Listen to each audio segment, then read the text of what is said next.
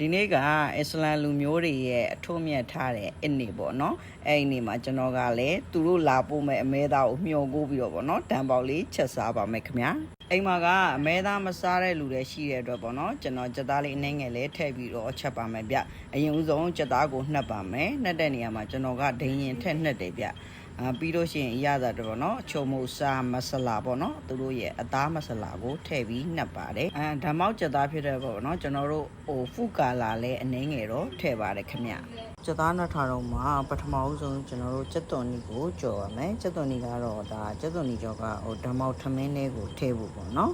ကြက်သွန်နီကြော်လေးရပြီဆိုရင်တော့ကြက်သွန်ကြော်ထားတဲ့စီနဲ့ပဲကျွန်တော်တို့ကြက်သားလေးကိုအရေးထွက်ပြီးတော့အပေါ်ရန်တင်းရုံလေးကြော်ပါမယ်ဗျပြီးရင်တော့ဒီကြက်သားကတော့ကျွန်တော်ထမင်းလေးကိုထက်နှက်မှာဖြစ်ပါတယ်အခုထမင်းကိုစပြီးတည်ပါပြီတန်ပေါက်ထမင်းချက်တဲ့အခါမှာကျွန်တော်တို့ကရဝေးရွက်နဲ့တကြပိုးကောက်ကိုထည့်ပြီးချက်ပါတယ်ထမင်းကိုတည်နေတော့မှကျွန်တော်တို့ကအထဲကိုထည့်မဲ့ပစ္စည်းတွေကိုအစင်သင့်လုပ်ထားရဗျဘာကြီးထည့်လဲဆိုရင်တန်ပေါက်မဆလာထည့်တယ်ပြီးရင်ဖူကာလာပေါ့နော်ဖူကာလာကိုကျွန်တော်လိမ်မော်ရောင်သုံးထားပါတယ်ထောပတ်ရယ်စီရယ်ပေါ့နော်အိမ်မှာစားမှာဖြစ်တဲ့အတွက်စီရယ်ထောပတ်တွေကိုတော့ရှော့ထည့်ရပြထမင်းတစ်လုံးကိုတစ်ချက်သားနှုံးစီလောက်ပဲထည့်ပါတယ်နောက်ပြီးတော့စားတကြားချိုမုံပေါ့နော်အဲ့ဒါတွေကိုထည့်ပါတယ်ဗျထမင်းကတော့ကျွန်တော်တို့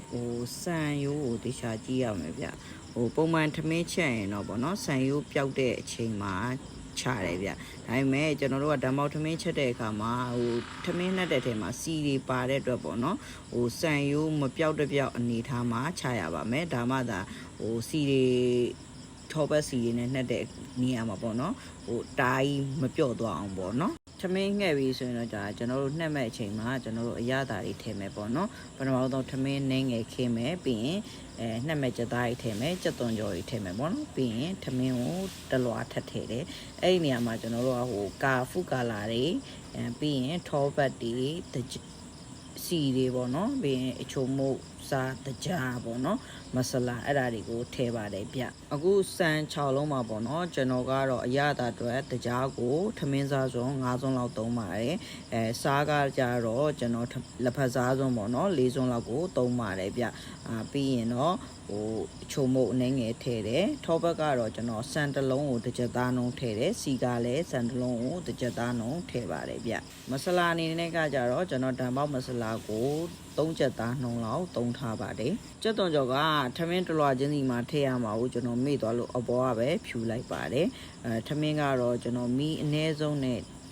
နှက်ထားပါတယ်ဗျဓမောက်နဲ့တွဲစားဖို့အတွက်အေးပြေးဟင်းချိုလေးကိုတော့ကျွန်တော်ခြံမောင်မူဟင်းချိုလေးချက်လိုက်ပါတယ်ဒါကတော့အိမ်မှာစားတာဖြစ်တဲ့ပေါ့နော်အိုးသေးဆိုတော့ထမင်းခူးရဲ့နေရာမှာတော့တိတ်တော့ပြဿနာမရှိဘူးပြတကယ်လို့အိုးကြီးတွေဆိုရင်တော့ကျွန်တော်တို့ကအပေါ်အောက်ကိုပေါ့နော်မျှပြီးခူးပြရရဲ့ဗျဘာလို့ဆိုတော့အောက်မှာစီလီတာထိုင်နေရမျိုးဖြစ်တယ်လို့ပါ